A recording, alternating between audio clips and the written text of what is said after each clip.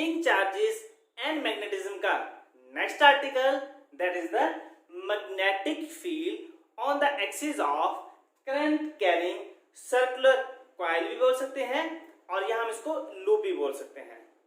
सो बच्चों जो हमने आर्टिकल स्टार्ट किया था yes that is the Biot Savart law और बायोट-सैवर्ट लॉ की हमने फर्स्ट एप्लीकेशन की थी yes that is the magnetic field due to a long straight infinite wire.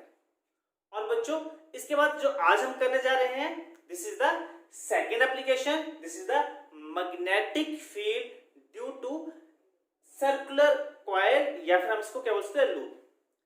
तो बच्चों जो हमने इसकी फर्स्ट एप्लीकेशन की थी for a long straight wire आज हम उसका क्या करने जा रहे हैं इसमें use. So welcome to my YouTube channel classroom with RK sir. So let's start. तो स्टार्ट करने से पहले हमें इसकी डायग्राम आनी चाहिए। सो लेट अस सपोज मेरे पास एक सर्कुलर कॉइल है, let us suppose this is a coil और इस कॉइल में जो करंट है वो इस तरीके से मूव कर रहा है। Let us suppose this is the outward and this current is the inward. Let us suppose it is the center O of this coil और ये है इसका radius. Let us suppose R, capital R is the radius of this circular coil. और let us suppose एक point P मान लेते हैं. This is the point P which is on the axis. Let us suppose को कैसे understand करते हैं बच्चों। ये मेरे पास एक coil है. Let us suppose इसे circular coil. ये हमने कुछ इस तरीके से रखी है। यहां से करंट इस डायरेक्शन में मींस अगर मैं आपको बताऊं तो ये करंट कुछ इस डायरेक्शन में मूव कर रहा है। सो अगर हम इसको ऐसे रखें तो ये करंट यहां से क्या आ रहा है आउटवर्ड और यहां से क्या जा रहा है दिस इज द इनवर्ड। तो बच्चों यहां मैं इसको सिंपलीफाई करने के लिए यहां मैं आउटवर्ड के लिए डॉट लगा रहा हूं और इनवर्ड के लिए मैं यहां पे लगा रहा हूं cross. Let us suppose this point P which is at a distance of x from the centre O। O से ये पॉइंट कितना डिस्टेंस दूर है this is at a distance x। So अब बच्चों हम यहां से क्या निकालेंगे इस करंट कैरिंग सर्कुलर लूप की वजह से यहां पे निकालेंगे एट पॉइंट P पे क्या निकालेंगे मैग्नेटिक फील्ड। तो बच्चों हमने स्टार्ट किया था बायोट-सैवर्ट लॉ और बायोट-सैवर्ट लॉ जो था वो एक स्मॉल करंट एलिमेंट की वजह से मैग्नेटिक फील्ड निकालता था। सो मींस हम इस कंप्लीट कॉइल पे मैग्नेटिक फील्ड नहीं निकाल सकते हैं तो हमें क्या निकालना पड़ेगा इसका स्मॉल करंट एलिमेंट और स्मॉल करंट एलिमेंट लेके उसकी वजह से निकालेंगे। फिर इसी तरह से हम टोटल के लिए निकालने के लिए हम उसकी क्या कर देंगे इंटीग्रेशन। सो अब हम बात करेंगे इसके बायोट-सैवर्ट लॉ की। सो बच्चों सबसे पहले हम इसका रिकैप कर लेते हैं। रिकैप या हम इसको पुरानी बातें बोलते हैं। पुरानी बातों में क्या था कि हमारे पास एक करंट कैरिंग वायर होती थी उसमें late us suppose I with a current तो हम एक स्मॉल लेंथ एलिमेंट लेते थे। Late us suppose this small length element dl। बच्चों जब इस लेंथ एलिमेंट में करंट फ्लो करता था तो इस कंप्लीट टर्म को क्या बोलते थे हम so this is called as current element. So ये हमारे पास करंट एलिमेंट आ गया। Let us this is point P which is at a distance of r और ये angle let us suppose this angle is equal to theta. तो according to Biot Savart law magnetic field यहां पे किसके according निकलती थी so this is equal to dB is equal to mu naught upon 4 pi I dl sin of theta upon r square. ये था इसका expression. अब बच्चों ये तो था इसका एक्सप्रेशन और इसके बाद हमने निकाली थी इसकी डायरेक्शन। तो डायरेक्शन निकाली थी by right hand curve rule भी बोलते थे या राइट हैंड थंब रूल भी। तो late us suppose current upper direction में है तो हम थंब को रखते थे करंट की डायरेक्शन में और फिंगर्स को क्या करते थे कर्व। तो यहाँ पे जो मैग्नेटिक फील्ड है वो जाती थी इनवर्ड बिकॉज हमारे जो फिंगर्स हैं दैट इज इनवर्ड। अगर इस साइड निकालना चाहें तो ये क्या आएगी आउटवर्ड और आउटवर्ड के लिए क्या निकालते थे हम इस तरह से डॉट। सो मुझे ये तो था हमारे पास मैग्नेटिक फील्ड निकालने के लिए for a small element according to Biot Savart law. Biot Savart law. अब बच्चों यही आर्टिकल हम यहां पे निकालेंगे। हम इस कंप्लीट सर्कुलर कॉइल में से एक स्मॉल करंट एलिमेंट निकालेंगे, पहले उसके लिए मैग्नेटिक फील्ड निकालेंगे, फिर टोटल के लिए क्या कर देंगे हम इसकी इंटीग्रेशन। अब बच्चों यहाँ पे लेट अस सपोज ये पॉइंट P अगर यहाँ पे रख देता मैं इसके मींस इसके एक्सिस पे, तो एक्सिस पे जो थीटा था that is equal to 0, so that means जो मैग्नेटिक फील्ड बिकॉज साइन 0 है तो टोटल क्या बन जाएगी 0। अब बच्चों इसकी मैक्सिमम वैल्यू कैसे आएगी, जैसे जैसे हम इसको इंक्रीज करते जाएंगे और हमें पता है साइन बिकॉज बाकी वैल्यू यहाँ पे चेंज नहीं हो रही है, डिपेंड किसके पर कर रहा है साइन ऑफ थीटा, और साइन थीटा कब मैक्सिमम आता है, ये मैक्सिमम आता है एट 90 डिग्री। तो बच्चों जैसे जैसे हम इसको इंक्रीज करते जाएंगे मींस आर और आइडियल, आर एंड आइडियल इसके बीच में जो एंगल क्या होना चाहिए दैट इज द 90 डिग्री, तभी हमारे पास उसकी मैक्सिमम वैल्यू आती थी। This is the mu naught upon 4 pi I D L sine of 90 and sine 90 is equal to 1। बच्चों ये तो हमारे पास आ गया बायट-सैवर्स लॉ, मतलब हम इसका रिकैप कर रहे हैं बच्चों। लेकिन अब हम इसमें यूज करेंगे, या तो हम इस मेथड से अंडरस्टैंड कर लें कि जो हमारे पास पॉइंट P है एक्सिस पे होगा तो 0, उसके परपेंडिकुलर होगा तब आएगी इसकी मैक्सिमम वैल्यू। बच्चों ये आप याद रखेंगे I एंड DL और R के बीच में हमारे पास एंगल कितना आना चाहिए 90 डिग्री। और बच्चों इसकी हमने वेक्टर फॉर्म की थी, वेक्टर फॉर्म आई थी dV which is equal to mu naught upon 4 pi I dl cross R upon R cube। और बच्चों आइडियल क्रॉस है तो क्रॉस आएगा साइन, सो R से R कैंसिल हो जाएगा तो हमारे पास यही टर्म बच जाएगी। तो बच्चों अब यहां से 3 टर्म आ रही हैं। फर्स्ट आइडियल क्रॉस R, बच्चों ये क्या होने चाहिए आपस में perpendicular, this is the first condition. Second condition में क्या है, अगर ये आपस में परपेंडिकुलर है that means DB is perpendicular to IDL, this is the second term. और जो थर्ड टर्म है जिसमें DB जो है DB is perpendicular to R vector, means magnetic field जो है वो ऑलवेज मींस R के क्या हमेशा आने चाहिए परपेंडिकुलर। तो बच्चों ये तो हमारा पास था रिकैप। अब इसी का यूज जो मैंने आपको स्टार्टिंग में भी बताया था कि हम इसी का यूज करके हम इस आर्टिकल में निकालेंगे। तो बच्चों सबसे पहले हम बात करते हैं, ये हमारे पास है कॉइल, इस कॉइल में करंट मूव कर रहा है इस डायरेक्शन में, मींस यहां से लेट अस सपोज इसको मैं करंट की डायरेक्शन बता रहा हूं, तो यहां से क्या जा रहा है ये आउटवर्ड और यहां से घूम के ये यहां पे जाएगा, so this is the inward. So बच्चों यहां पे अगर आउटवर्ड है, अब इसमें से एक स्मॉल करंट एलिमेंट ले लेता हूं, let us suppose this is the small current element, यहां से मैंने निकाल लिया, सो ये मेरे पास स्मॉल करंट एलिमेंट आ गया, this is the I into DL vector. So ये हमारे पास स्मॉल करंट एलिमेंट आ गया है, इसमें से करंट जो है वो आउटवर्ड जा रहा है। अब बच्चों जैसे ही ये आउटवर्ड जाएगा हमने यहाँ पे एक चेक करना है, बिकॉज मैंने बताया है आपको R जो R है आइडियल वो क्या होना चाहिए, R and ideal they should be perpendicular. तो बच्चों लेट अस सपोज यहां से लेकर इस पॉइंट P तक का जो डिस्टेंस है that distance is the R। so सबसे पहले हमें स्मॉल करंट एलिमेंट के लिए यहां पे निकालते हैं magnetic field. So magnetic field due to small current element, और इसके लिए हम यूज करेंगे बायट-सैवर्स लॉ। अब जो बायट-सैवर्स लॉ के अकॉर्डिंग जो DB है मैग्नेटिक फील्ड उसका एक्सप्रेशन क्या आया था, which is equal to mu naught upon 4 pi I dl sin of theta। सो यहाँ पे मैंने आपको बता दिया है कि IDL और R के बीच में एंगल कितना आना चाहिए 90 डिग्री, तभी ही उसकी मैक्सिमम वैल्यू आएगी। सो IDL एंड R के बीच में कितना एंगल आना चाहिए 90 degree. So this is the ideal sine of 90 degree upon R square। So dB कितना आ गया है, बिकॉज r जो है इस और इसके बीच में डिस्टेंस था, so dB is equal to mu naught upon 4 pi I dl upon r square, because sin 90 that is equal to 1।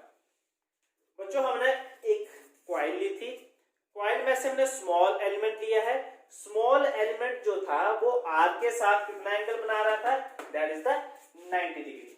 बच्चों ये हमारे पास आ गया इसकी magnetic field, this is due to this small current element. अब बच्चों अब निकालेंगे हम इसकी डायरेक्शन। बच्चों या तो हम इसमें राइट हैंड रूल लगाएं, बच्चों यहां से करंट है आउटवर्ड डायरेक्शन में, ये हमारे पास कॉइल है, यहां से करंट आउटवर्ड डायरेक्शन में, तो मैग्नेटिक फील्ड जो है वो उसके क्या आएगी, परपेंडिकुलर। ये अभी हमने देखा था कि dB जो है वो आइडियल के भी परपेंडिकुलर है और dB जो परपेंडिकुलर है किसके, r के। ये बच्चों मैंने आपको यहां भी बता दिया था। सो बच्चों ये हमारे पास r है, r के ये हमारे पास आ गया करंट, ये आ गया हमारे पास r, और ये हमारे पास आएगी magnetic field. So magnetic field की जो डायरेक्शन आएगी वो आएगी इस डायरेक्शन में, और ये क्या है, दिस इज द परपेंडिकुलर, और ये हमारे पास जो मैग्नेटिक फील्ड आ रही है दिस इज स्मॉल, तो इसके लिए हमने लगा दी है dB जो हमारे पास ये थी। अब बच्चों यहाँ पे करंट है आउटवर्ड डायरेक्शन में, तो नेचुरली यहाँ पे क्या आएगा, इनवर्ट, यहाँ पे आउटवर्ड, यहाँ पे इनवर्ट। अब करंट जो है वो हमारे पास राइट हैंड लगाएंगे हम, करंट जा रहा है इनवर्ट डायरेक्शन में, this is the invert direction, और यहां से हम इस पॉइंट को ज्वाइन कर देते हैं, और ये हमारे पास आ गया IDL, and IDL is the small current element. तो बच्चों ये हमारे पास करंट इनवर्ट r इस डायरेक्शन में, और जो मैग्नेटिक फील्ड है वो इसकी आएगी परपेंडिकुलर। सो मैं यहाँ पे इसको लगाता हूँ, this is point P and this is the r, this is the r, और r के परपेंडिकुलर, सो मींस ये कुछ इस तरीके से आएगी, and this is the perpendicular, so this is the perpendicular, और this is the magnetic field. तो ये हमारे पास आ गई मैग्नेटिक फील्ड की डायरेक्शन। अब बच्चों अब हम यूज करेंगे इस दोनों एलिमेंट्स की वजह से हम यहाँ पे निकालेंगे मैग्नेटिक फील्ड। सो इसको मैं क्वेश्चन नंबर 1 कंसीडर कर रहा हूं। सो अब हम बात करते हैं इस स्मॉल करंट एलिमेंट की वजह से यहाँ पे magnetic field, late us suppose बच्चों ये एंगल है थीटा और ये एंगल है 90 डिग्री। बच्चों ये हमारे पास इस तरीके से ट्रायंगल बन रही है, ये एंगल मैं लेट अस सपोज मान लेता हूं, बिकॉज ये हमारे पास कॉइल है, ये कॉइल जो है किसी पॉइंट P में जितना इसके पास होगा, आप देख सकते हैं कि ये पॉइंट P जितना इसके पास होगा उतना ही एंगल आएगा, तो जितना दूर होता जाएगा उतनी ही इसकी वैल्यू इंक्रीज होती जाएगी। तो मैं इस एंगल को मान रहा हूं थीटा, ये एंगल है 90 डिग्री, सो नेचुरली ये एंगल कितना आएगा, this is the 90 minus theta, so this angle is equal to 90 minus theta. अब बच्चों ये हमारे पास 90 माइनस थीटा है, इस लाइन को मैं इस तरीके से अगर एक्सटेंड करूं तो हमारे पास ये कुछ लाइन इस तरीके से बन रही है, ये हमारे पास लाइन आ गई, और हमें पता है total angle that should equal to 180। अब बच्चों ये जो लाइन है this line is equal to 90 minus theta, this is the 90 minus theta, this angle is the 90 degree, total angle कितना होता है 180, so ये 90 and 90 180, so this is the minus theta, तो that means this angle is equal to theta। तो इस angle को हम क्या लिख सकते हैं, थीटा। इन सिमिलर वेज नीचे की तरफ ये एंगल आएगा, लेट अस सपोज इसको मैं ज्वाइन कर देता हूं, this angle is equal to theta, this angle is equal to 90 minus theta, this is 90 minus theta, this is 90, so naturally this is equal to theta, so this angle is equal to theta। अब बच्चों इसके बाद हम इसको करते हैं resolve. अब बच्चों ये हमारे पास एक्सिस है, so this is the along axis बोल सकते हैं, दिस इज द एक्सिस, ये एंगल हमारा this is the dB and this angle is equal to theta. तो बच्चों जब इसको मैं रिजॉल्व करूंगा dB को, तो उसका एक कंपोनेंट आएगा, this is the dB cos of theta, means axis के अलोंग जो आएगा cos थीटा, और उसका जो परपेंडिकुलर कंपोनेंट आएगा this is the dB sin of theta. अब बच्चों इसी को हम यहाँ पे करेंगे इसको एक्सटेंड, तो ये जो इसको मैं थोड़ा इंक्रीज कर देता हूं, ये जो थे this is the axis, this angle is equal to theta. बच्चों आप इसको यहीं भी कर सकते हैं, इसमें मैं इसको इसलिए कर रहा हूं क्योंकि यहाँ पे थोड़ी कंजस्टेड हो गई है, तो आप इसको सिंप्लीफाई यहां समझ सकते हैं। This is the axis, this is the axis, so this is the line and this angle theta, so this angle is also theta. So बच्चों जो इस तरफ का कंपोनेंट है this is the dv cos of theta and इस तरफ का जो कंपोनेंट आएगा so this is the dv sin of theta. अब बच्चों इस तरह से इसको मैं इंक्रीज कर रहा हूं, सो this is the dv, because ये तो डायरेक्शन सेम रहेगी, सिर्फ इसका कंपोनेंट मैंने इंक्रीज कर दिया है।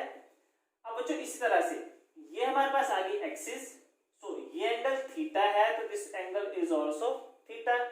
बच्चों ये थीटा है, so this component is the dv cos of theta and this is the perpendicular component, so this is the dv sin of theta. तो हम क्या कर रहे थे, रिजॉल्व द कंपोनेंट ऑफ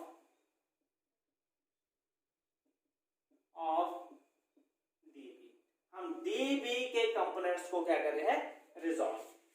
अब बच्चों यहां से आप क्लियरली देखें, एक dv sin theta upward direction में है और एक dv sin theta downward direction में, मींस ये आपस में एक दूसरे को क्या कर रहे हैं, कैंसिल आउट। सो जो हमारे पास है dv sin थीटा कंपोनेंट वो क्या कर रहे हैं, cancel out each other.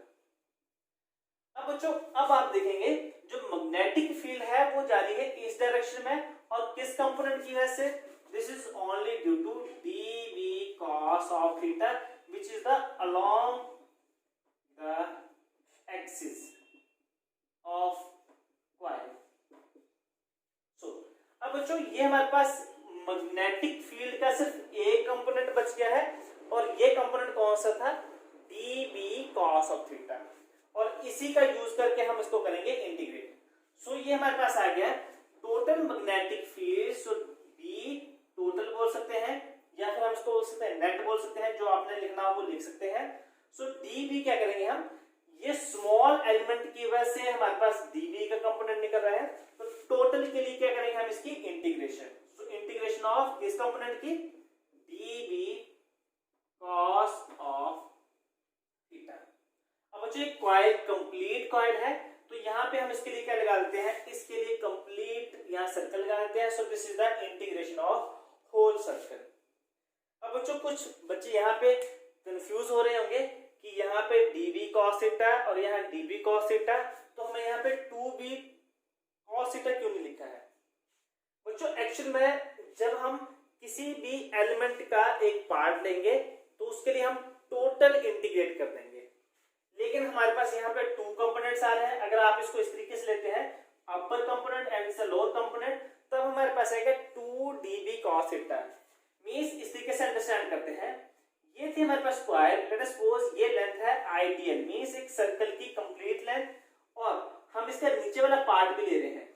Means जब हम इसको यहाँ इस पार्ट को लेते हैं तो हम इसका हाफ पार्ट ले रहे हैं, लेकिन इसी के साथ हमारा सेकंड कंपोनेंट भी आ रहा है, तो वो आ रहा था 2dv cos ऑफ थीटा। तो बच्चों ये हमारे पास हाफ सर्कल बन रहा है, तो उसके लिए हम क्या करेंगे, इसको 1/2, या तो आप इस तरीके से लिख दें या सिंपली एक कंपोनेंट लेंगे बिकॉज एक कंपोनेंट है और बाकी के लिए क्या कर देंगे हम उसकी इंटीग्रेशन। सो ये हमारे पास आ गया dv cos थीटा। अब dv की वैल्यू हमने यहां से पुट कर देनी है। So what is the value, b total is equal to integration of dv की जो वैल्यू है that is equal to mu naught upon 4 pi i dl upon r square, और साथ में आएगा cos थीटा। अब बच्चों cos थीटा ये हम कर देते हैं इरेज।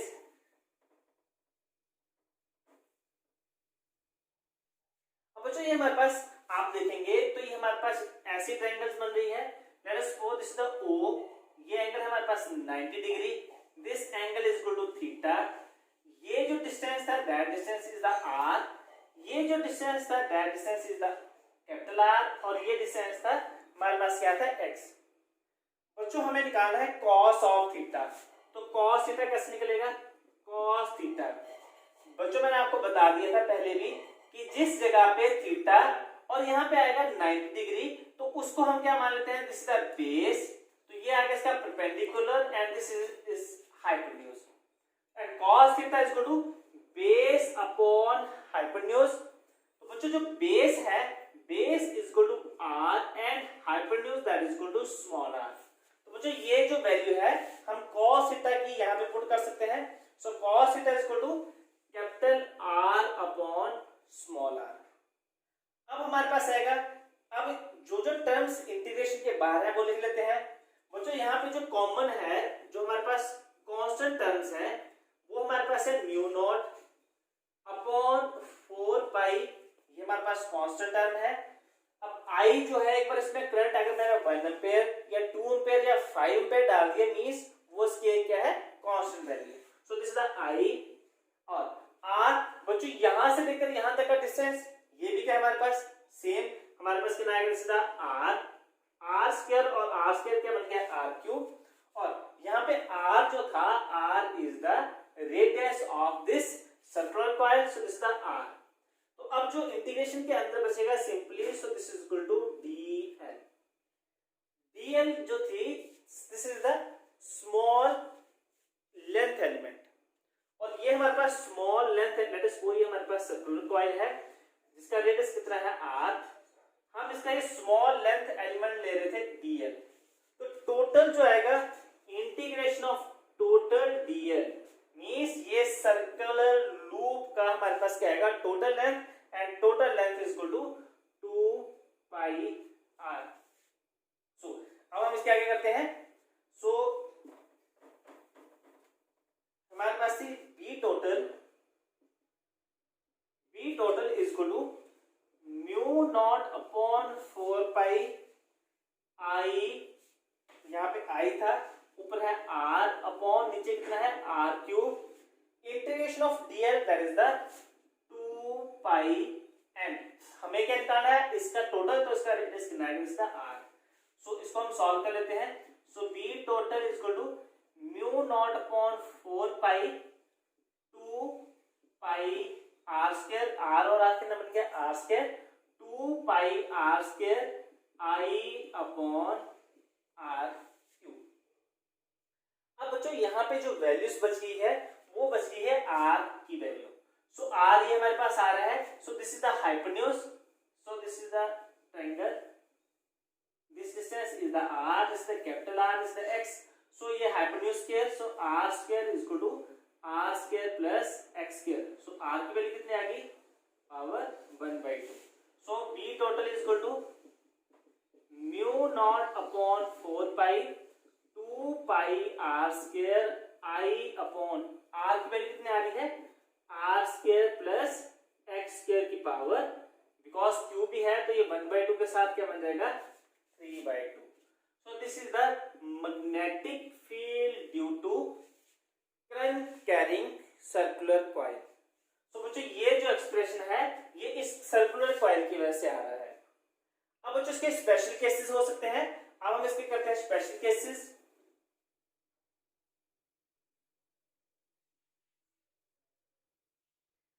अब जो स्पेशल केसेस क्या हो सकते हैं, ये जो x है इसको अगर हम यहाँ पे रख देते हैं मीन्स इसके सेंटर पे, तो x सेंटर पे हो सकता है, या x जब इंक्रीज होता जाएगा तो वो क्या होता है उसकी मैक्सिमम वैल्यू। सो फर्स्ट हम बात करते हैं when point of observation is at centre. Centre पे होने का मतलब क्या है कि ये जो x था, ये जो हमारे पास डिस्टेंस x है, x इज इक्वल टू 0। मतलब जैसे ही x 0 होगा which implies dv is equal to mu naught upon 4 pi 2 pi r square i upon, यहाँ पे हमारे पास r स्क्वायर प्लस x और x की वैल्यू कितनी होगी है 0। So this is the r square की पावर 3/2। सो यहां से हमारे पास 2 से 2 कैंसिल आउट हो गया है।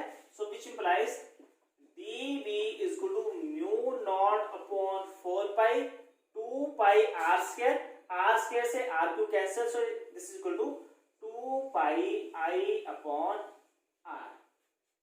तो ये हमारे पास आ गया एक्सप्रेशन। सो ये हमारे पास आएगी इसकी मैक्सिमम वैल्यू जब इसके सेंटर पे आएगा। सो ये थी dB। अब बच्चों सेकंड केस मैंने आपको बताया था कि जो x जो है वो इतना दूर हो जाए कि ये r जो हो जाए small. So means if x is very greater than r means point of observation is very far, ये बहुत ही दूर हो जाएगा। तो उस केस में हमारे पास जो R square plus X square है, हमारे पास आर स्क्वायर क्या हो जाएगा यहाँ पे नेग्लेक्ट, बिकॉज आर स्मॉल हो जाएगा। मींस ये जो हमारे पास अगर आप देखेंगे ये हमारे पास इसका रेडियस है, जैसे जैसे हम इसके दूर चलते जाएंगे तो ये आपको कम दिखना हो जाएगा, और जैसे ही हम इसको इनफाइनाइट दूर चलते जाएंगे तो ये आर की वैल्यू क्या हो जाएगी नेग्लिजिबल। तो हमारे पास एक्सप्रेशन क्या आएगा b is equal to mu naught upon 4 pi 2 pi R square I upon, because R square neglect हो गया है तो ये है x की पावर x स्क्वायर की पावर 3/2। सो ये हमारे पास आएगा x क्यूब।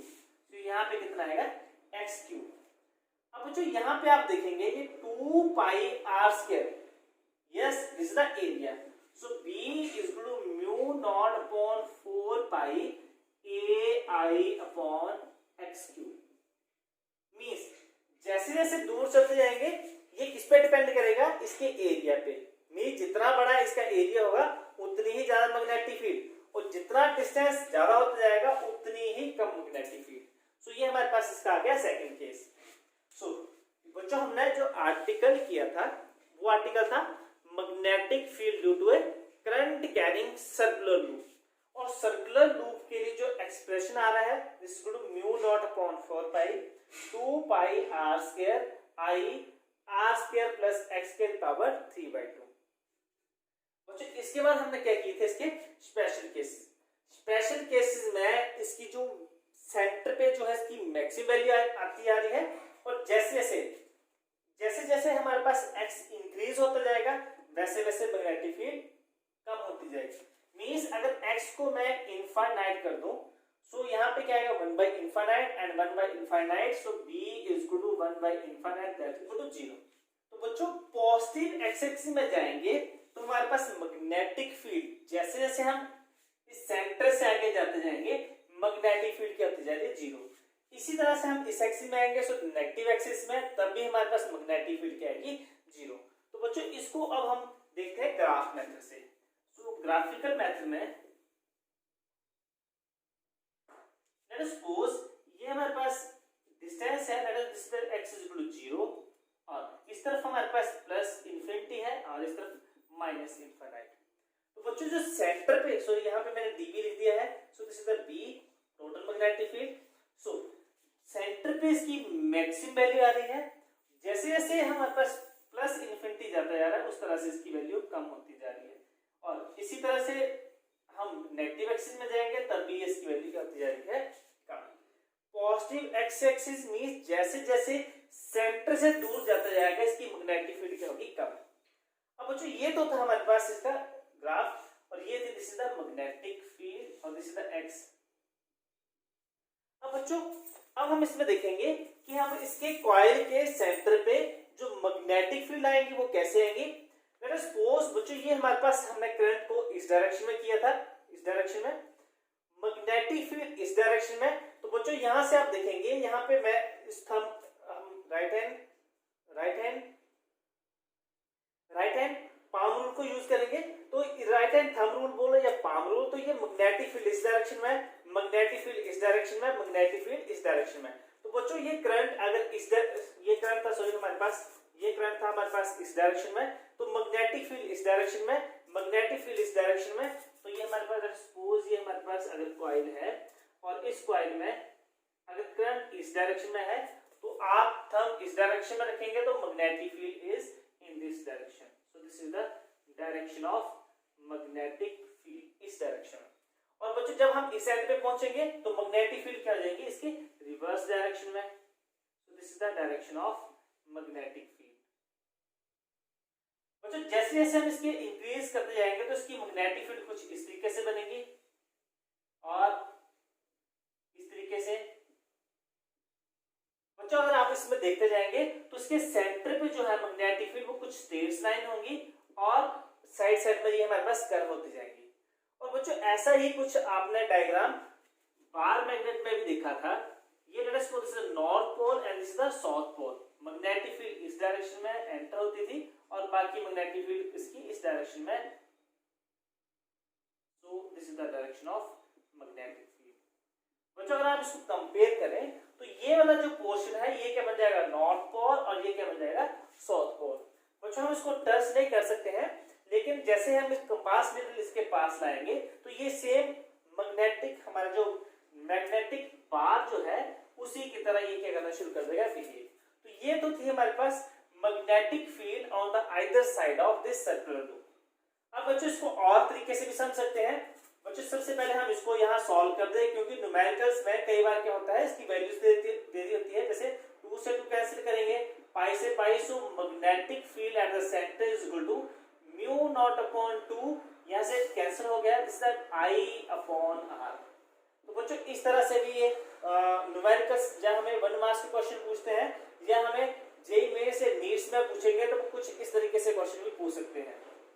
और बच्चों ये टर्म एक थी, अगर इसमें नंबर ऑफ टर्म्स है तो सिंपली आप इसमें n मल्टीप्लाई कर देंगे इस केस में और n मल्टीप्लाई कर देंगे इस केस में। सो ये थी हमारे पास magnetic field at the center and on the axis from positive and in the negative axis. अब बच्चों इसी को जो मैं यहाँ पे डायग्राम बनाई है इसको अगर हमने अंडरस्टैंड करना है तो कुछ इस तरीके से अंडरस्टैंड कर सकते हैं। मैंने आपको बताया था यहाँ आउटवर्ड और यहाँ पे क्या था इनवर्ड, और ये करंट जो था इस डायरेक्शन में मूव कर रहा था। और बच्चों मैंने आपको बताया था कि ये एक्सिस है, यहाँ से करंट आ रहा था तो ये इस डायरेक्शन में, ये इस डायरेक्शन में थी, और डाउनवर्ड देखेंगे तो इस डायरेक्शन में, और जिसकी नेट मैग्नेटिक फील्ड थी वो थी इस डायरेक्शन में। मींस नेट मैग्नेटिक फील्ड आ रही है हमारी इस डायरेक्शन में। अगर हम इसकी इस एक्सिस में देखें तो मैग्नेटिक फील्ड इनवर्ड है तो ये कुछ इस तरीके से आएगी, और डाउनवर्ड देखेंगे ये इनवर्ड है तो ये इस तरीके से आएगी। तो आप देखेंगे कि जो हमारे पास ग्राफ आएगा, मेन स्पेशल इसको समझने का मतलब ये है कि ग्राफ में मींस अगर हमारे पास ग्राफ कुछ इस तरीके से दे दिए होंगे, सो बच्चों ये जो ग्राफ है ये तो करेक्ट है, लेकिन लेफ्ट साइड में ये पॉजिटिव में है और जो इसके नेगेटिव साइड है वो नीचे की डायरेक्शन में है। लेकिन बच्चों आप यहाँ पे देखेंगे सर्कुलर लूप के अगर इस डायरेक्शन में पॉजिटिव इस डायरेक्शन में जा रहा है तो इस डायरेक्शन में भी पॉजिटिव मींस ये अपवर्ड ही शो करेगा। अगर ये कॉइल हम इससे रिवर्स लें तो बच्चों ये हमारे पास रिवर्स आ गई, यहाँ पे हम ले लेते हैं आउटवर्ड, यहाँ पे लेंगे हम इनवर्ड, ये करंट इस डायरेक्शन में था, अब हम लेंगे इस डायरेक्शन में। तो बच्चों आप देखेंगे यहाँ इनवर्ड है तो ये कुछ इस तरीके से इस डायरेक्शन में आएगा। यहाँ से देखेंगे ये दिस इज द इनवर्ड, तो हम इसको यहाँ से देखेंगे ये हमारे पास करंट इस डायरेक्शन में मूव कर रहा है, ये इनवर्ड है तो ये हमारे पास इस डायरेक्शन में आएगा। और हम इस डायरेक्शन में देखें ये इनवर्ड के बाद ये मैग्नेटिक फील्ड इस डायरेक्शन में, और यहाँ से ये आउटवर्ड है तो ये भी आपकी मैग्नेटिक फील्ड इस डायरेक्शन में आएगी। तो बच्चों चाहे इस केस में देखें तो इस डायरेक्शन में जा रही है और इस केस में देखेंगे तो हमारे इस डायरेक्शन में मींस ये वाला अगर हमारे पास ग्राफ आता है तो ये हमारा गलत होगा। मैग्नीट्यूड तो हमें इसने ठीक दिया है, इसमें डायरेक्शन उसने गलत दे दी है। ये तो था हमारे पास ग्राफ आइदर अपवर्ड आ सकता है या फिर हमारे पास क्या आ सकता है डाउनवर्ड, लेकिन आएगा एक ही डायरेक्शन में। तो बच्चों ये तो था हमारे पास मैग्नेटिक फील्ड। और बच्चों इसमें से एक और मजेदार बात जो है वो आपने नोट करनी है, जो हमारे पास आर्टिकल आएगा इसी चैप्टर में मैग्नेटिक फील्ड, उसमें सर्कुलर लूप, सो वो हमारे गैल्वेनोमीटर में भी यूज होगा। उसमें हम देखेंगे कि लेट अस सपोज अगर करंट इस डायरेक्शन में मूव कर रहा है, let us suppose the current moves in this direction, so this is the clockwise direction, तो जो हमारे पास मैग्नेटिक फील्ड आएगी वो आएगी इनवर्ड। अब ये कैसे अंडरस्टैंड करते हैं बच्चों, मैंने ये कॉइल इस तरीके से रखी थी, ये हमारे पास थी कॉइल, करंट इस डायरेक्शन में जा रहा था, जो मैंने आपको बताया था करंट इस डायरेक्शन में, तो इसका नेट मैग्नेटिक फील्ड इस डायरेक्शन में जा रहा है। मींस कॉइल को अगर हम इस तरीके से रखेंगे तो जाएगा इनवर्ड, मींस क्लॉकवाइज इनवर्ड। सो अगर इसके मैंने एंटी क्लॉकवाइज करूं तो सो this is the anti clockwise direction, anti clockwise direction में ये क्या आएगा, outward, so this is the inward, और इसको हम यूज करेंगे, हम क्लॉकवाइज होगा तो आउटवर्ड, सॉरी ये क्लॉकवाइज होगा तो इनवर्ड, एंटी क्लॉकवाइज होगा तो outward, this is the anti clockwise direction. तो बच्चों ये तो हमारे पास आ गया, हमारे पास एक करंट कैरिंग कॉइल की वजह से। अब बच्चों इसी के साथ में हम एक करते हैं न्यूमेरिकल,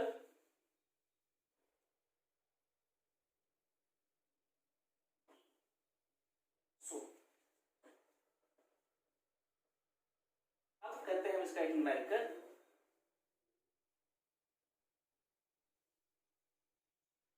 अब हम करते हैं first numerical, a circular coil of radius r carrying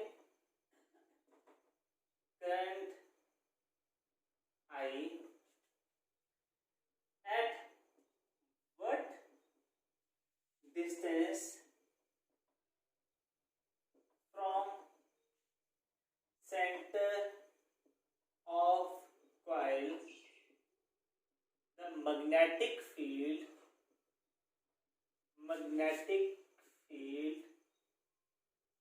on the axis of coil is 1/27th times the magnetic field on the center of coil।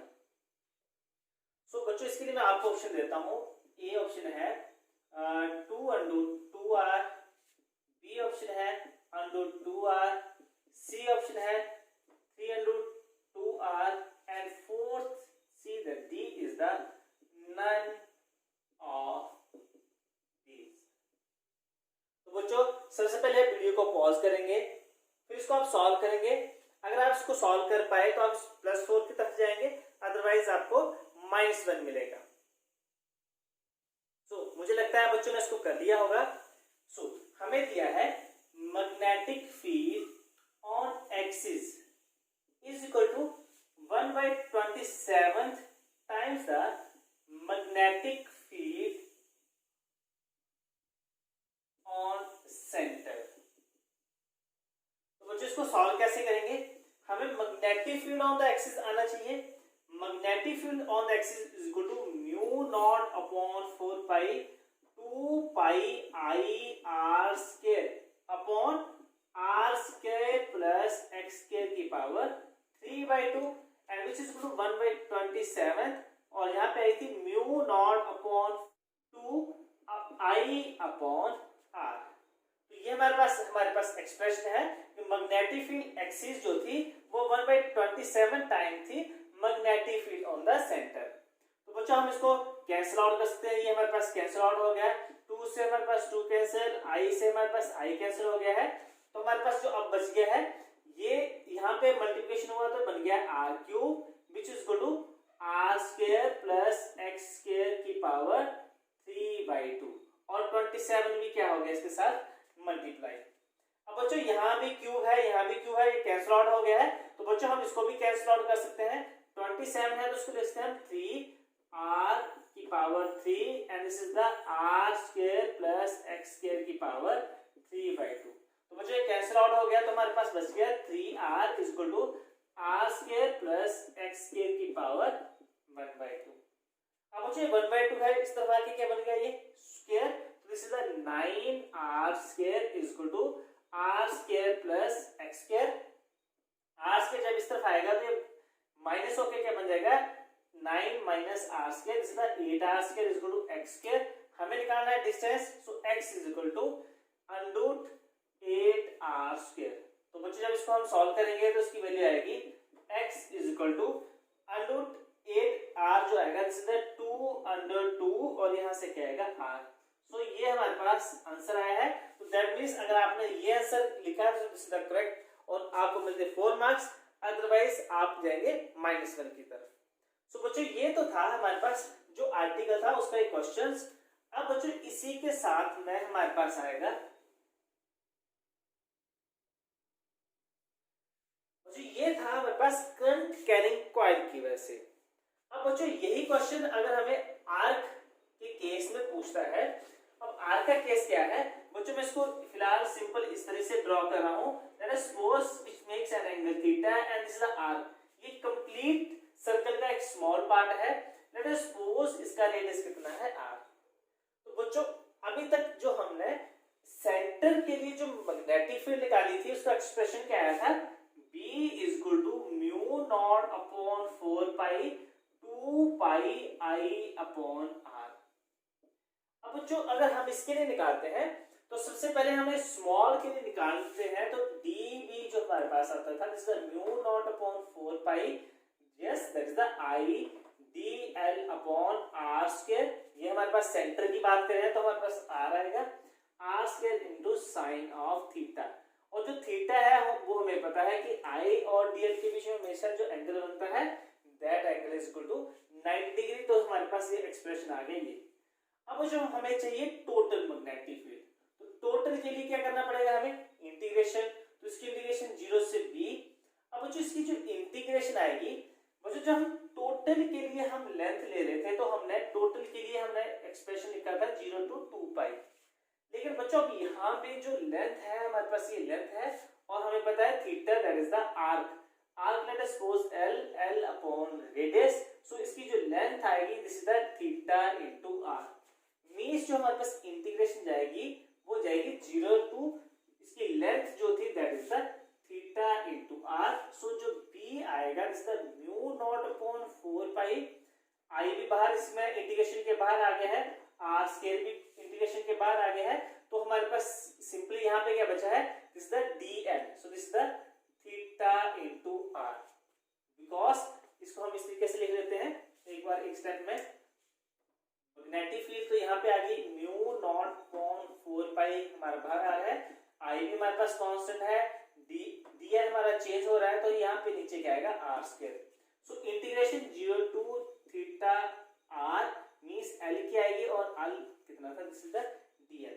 जब इसको हम सॉल्व करेंगे so beta sorry b magnetic field is equal to mu naught upon 4 pi i upon r into theta into r। So r से r cancel, b is equal to mu naught upon 4 pi i into theta.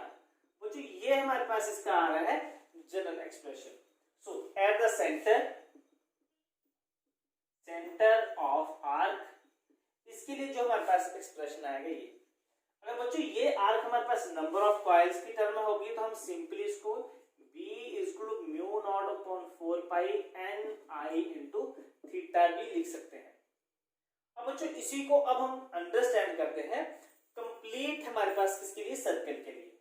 अब बच्चों complete circle के लिए जो हमारे पास theta आता था उसकी वैल्यू कितनी थी, ये हमारे पास कंप्लीट सर्कल है, ये हमारे पास theta pi into pi this is the 2 pi. So जो b आएगा for complete circle, circular coil बोल सकते हैं, circular coil. So beta is to mu naught upon 4 pi i and theta that is equal to 2 into pi upon यहाँ पे हमारे पास यहाँ पे था हमारे पास r square, this is the r square and this is the r। So this is equal to r। तो बच्चों ये सेम टू सेम एक्सप्रेशन हमारा कहां से आ गया है, फॉर द सर्कुलर कॉइल के लिए जो हमने सेंटर पे निकाला था। अब बच्चों ये तो हमारे पास आ गया किसके लिए, फॉर सर्कुलर कॉइल। अब हम इसी को रिमेंबर कैसे कर सकते हैं बच्चों, ये तो हमें टफ हो जाएगा तो मैंने आपको बताया था इसको हम सिंपल अगर इसको कैंसिल आउट करें से 2 से 2 हमारे पास पाई से pi. So b is equal to mu naught upon 2 i upon r, ये हमारे पास वैल्यूज आ रही है। अब बच्चों इसको रिमेंबर रखने के लिए हम इसको यूनिटरी मेथड से भी कर सकते हैं, यूनिटरी मेथड के साथ। अब लर्न कैसे करते हैं बच्चों, बच्चों जो 2 पाई है उसके लिए वैल्यू कितनी आ रही है, b is equal to mu naught upon 2i upon r।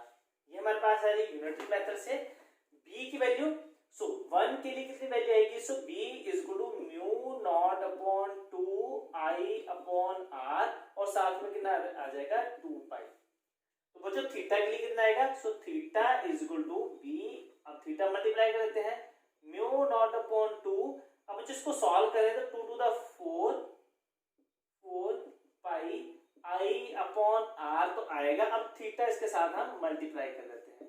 तो बच्चों ये जो एक्सप्रेशन है यूनिटरी मेथड से आपको लर्न करना इजी हो जाएगा। तो बच्चों ये तो था हमारे पास जनरल एक्सप्रेशन।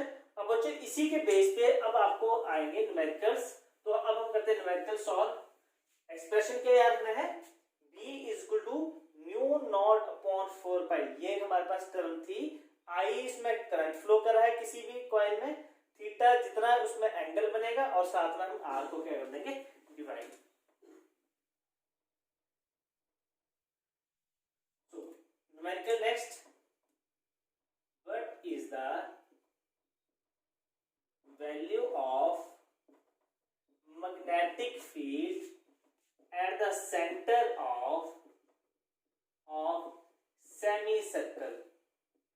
semicircular coil।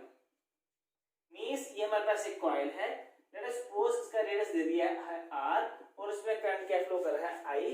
तो उसमें जो ऑप्शन आएंगे this is the mu naught upon 2i upon r, second is equal to B option mu naught i upon 4r, C option mu naught i upon 8r and D option mu naught i upon 16r। तो बच्चों जल्दी से इसको आप solve करें, pause करें और जो हमने लास्ट एक्सप्रेशन है उसी के बेस पे इसको सॉल्व करें। तो मुझे लगता है बच्चों ने सॉल्व कर दिया है। तो हमारे पास जो मैग्नेटिक फील्ड है उसका जनरल एक्सप्रेशन कितना आया था, म्यू नॉट अपॉन 4 पाई मैंने आपको बताया था। उसमें कितना करंट फ्लो कर रहा है, जैसे आई, थीटा कितना एंगल वो थीटा बना रहा है और अपॉन आर। तो बच्चों अगर आपको ये एक्सप्रेशन आता है तो आप बिल्कुल इजीली इसको सॉल्व कर पाएंगे। तो जल्दी से बताएं, हमें जो थीटा आएगा, theta is equal to 180 means pi, तो जल्दी से वैल्यू पुट कर लेते हैं। b is equal to mu naught upon 4 pi i and theta is equal to pi upon r, so pi से pi cancel, so b is equal to mu naught i upon 4r। So जिसने ये question ये वाला answer लिखा है that will goes to +4 marks, otherwise that will goes to -1। अब बच्चों यही जो क्वेश्चन है, लेट अस सपोज ये जो क्वेश्चन है दिस इज फॉर क्वाड्रेंट। सो ये हमारे पास क्वाड्रेंट है, इसमें करंट फ्लो कर रहा है। तो आपको मुझे बताना है कि इसमें से कौन सी वैल्यू आएगी। ऑप्शन में मैं आपको ये रखता हूं, जल्दी से इसको सॉल्व करें। यस, अब हमें क्या करना है, जहां पे हमने पाई रखा था वहां पे हम रखेंगे π/2। सो this is the π/2, so pi से पाई कैंसिल, तो ये हमारे पास कितना है 4 to the 8, so this is the 8। So बच्चों ये जो क्वेश्चन था ये हमारे पास आंसर आ गया है। अगर बच्चों इसको आपने जनरल बेस में याद रखना है तो जो B4 कंप्लीट सर्कल के लिए क्या आ रहा था, mu naught upon 2i upon r। सो सेमी सर्कल के लिए इसका हाफ कर देंगे, सो दिस इज द 1/2 और क्वाड्रेंट के लिए क्या कर देंगे हम इसको 1/4।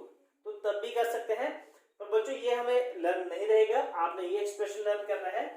b जो थी म्यू नॉट अपॉन 4 पाई हमेशा ही आएगा, उसमें कितना करंट फ्लो कर रहा है, this current is the i, कितना वो एंगल बनाएगा, अगर वो सेमी सर्कल है तो पाई, अगर क्वाड्रेंट है तो π/2 और कंप्लीट सर्कल के लिए क्या आएगा वो पाई। सो अपॉन और कितना उसका रेडियस है, this is the r and this is for center of the circle. So बच्चों ये था आज हमारे पास आर्टिकल जिसमें हमने क्या निकाला है, magnetic field due to a current carrying circular loop, या उसको हम कॉइल भी बोलते हैं। उसके लिए हमने एक्सिस पे निकाला है, एक्सिस के बाद हम आए थे उसके सेंटर पे, फिर हमने किए थे स्पेशल केसेस, फिर हमने एक जनरल एक्सप्रेशन बनाया था on the basis of, yes हमारे पास आई थी यस आर्क। सो आर्क ग्राफ के बेस पे हमने इसके बाद किए थे न्यूमेरिकल्स। सो बच्चों आप इसी तरह से न्यूमेरिकल सॉल्व करते रहिए। मिलते हैं नेक्स्ट वीडियो लेक्चर के लिए, तब तक के लिए